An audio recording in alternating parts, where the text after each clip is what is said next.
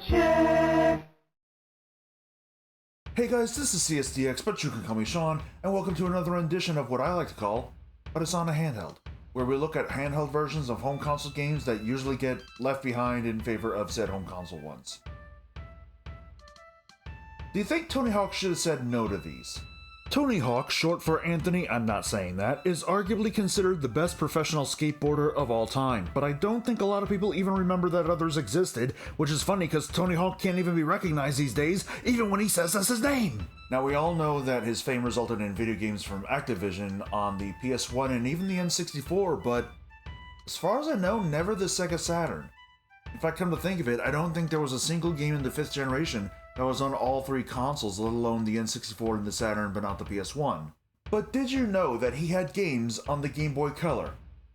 You know, a weaker but portable NES? Surely that'd translate the home console versions well, right? Okay, so during the making of this video, as well as when I was going back and forth on what to do with this channel, turns out it is now rumored heavily, and possibly confirmed based on our rating, I believe in a Singapore store or something like that Tony Hawk's Pro Skater 3 and 4 are being remade as a double pack akin to Tony Hawk Pro Skater 1 and 2. I am only mentioning this so that I can put it in the tags. Fuck the algorithm, alright? First up, we got Tony Hawk Pro Skater on the Game Boy Color, which apparently was developed by Natsume, who is arguably best known for Scat, Spanky's Quest, and countless handheld versions of other home console games. I got a big plate on my hands now. So we got three modes to choose from. We got half-pipe mode, tournament mode, which is basically the career mode, and one-on-one versus CPU mode. Yes, that's the actual name, look it up. Half-pipe mode is exactly what it says. You perform tricks on a half-pipe in an attempt to gain as many points as possible, and that's it. Funny thing though, I had this game when I was younger and I must either not remember playing the other modes, or never saw that I could select the other modes, because this, I thought, was all there was to the game. That aside, one-on-one versus CPU mode is basically a single-stage top-down vertical race to try and beat your opponent. It's basically tournament mode, but watered down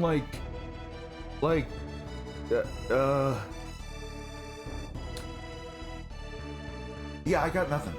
You start off with 5 speed boosts that you can activate by double tapping up, and can collect more speed boosts along the way, and you're gonna need them because for the life of me, I could not figure out how to start faster than my opponent without relying on at least 2. But while one-on-one versus CPU mode is just a race, the tournament mode is all about getting points, either by placing high enough in the race, collecting what appears to be VHS tapes, or arguably the only good way to rack points by doing tricks. You can either grind on rails and other similar stuff, press A with a different direction to do one of 2 tricks, or try a combination of both. However, I found that the focus on that doesn't work as well due to being prone to easily crashing into stuff, as well as other skaters bumping into you, undoing all of your work. Hell, I got taken out just before crossing the finish line and ended up slow enough that the guy in 4th went right past me. It also seems that how you place in the race doesn't matter overall in terms of ranking, as I got 3rd place in the 2nd race of the tournament, only to end up in 4th overall because I didn't have enough points. Whatever, I'm going back to the half-pipe. Let's choose Adam Sandler over here.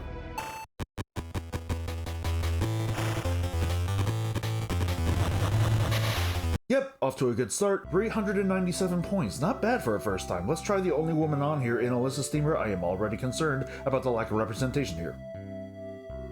Wait, this is the same sprite as the guy before. No, really. All that's different here is the color of the sprite. In fact, look here. I did, in fact, choose a woman. Has Natsume never seen a woman before? Was Scat and Spanky part of their search history?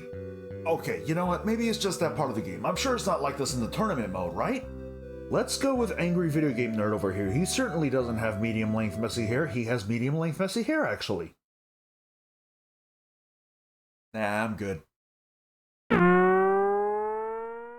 Let's move on to the sequel, Tony Hawk Pro Skater 2, also on the Game Boy Color.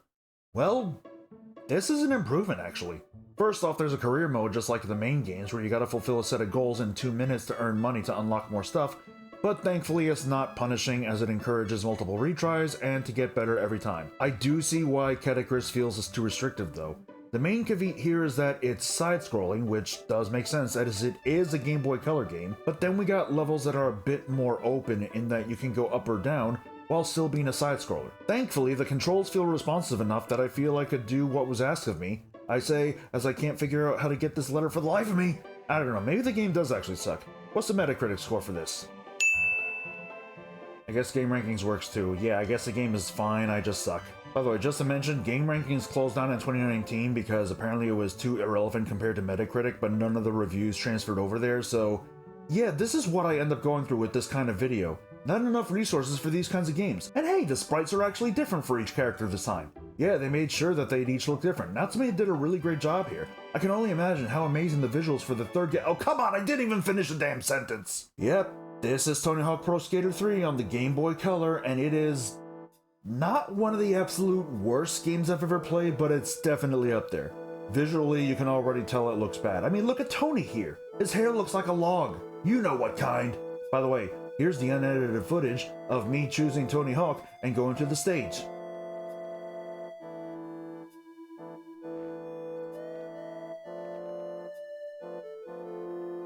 Tony Hawk committed a fucking hate crime. Plus, there's a weird delay to jumping due to how the skater is animated, as it's one of those games where they think they need a detailed animation when doing stuff, even if it hinders the experience entirely.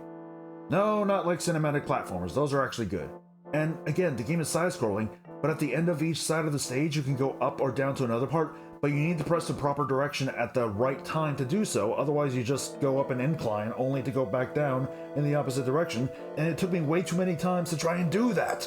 There also seems to be a need to time a button press in order to grind on something, which was needed for me in the second game if I'm not mistaken, but not only does it still not work properly, but now it has a balance meter for it, which I don't even know if that works, as even though I wasn't playing this on a Game Boy Color, I could tell that that'd make the buttons for the console feel bunched together, because I was even feeling it here.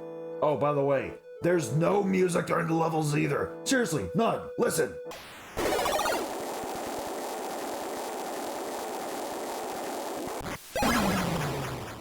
There's also a level where if you go to the left at the beginning, you just fall into a lake. This stage is Canada. Have fun with the hypothermia. Natsume, what the hell happened? Wait. Hot Gen Studios? They changed the developer? Why? What do these guys even make to warrant that?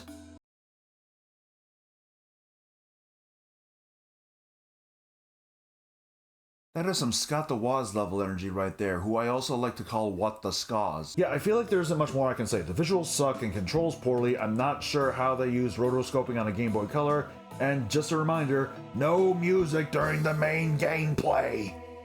Okay. I think that's all for today.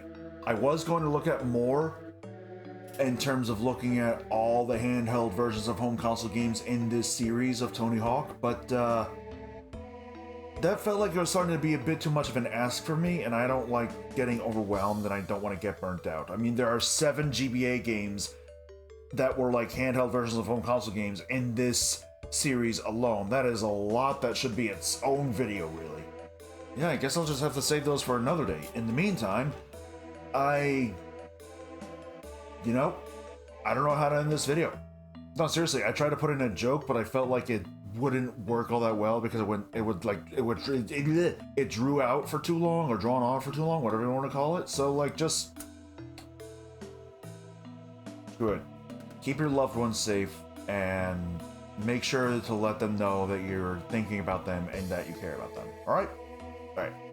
Take care, everyone. We'll see you next time for Butters on a Handheld on I don't know what.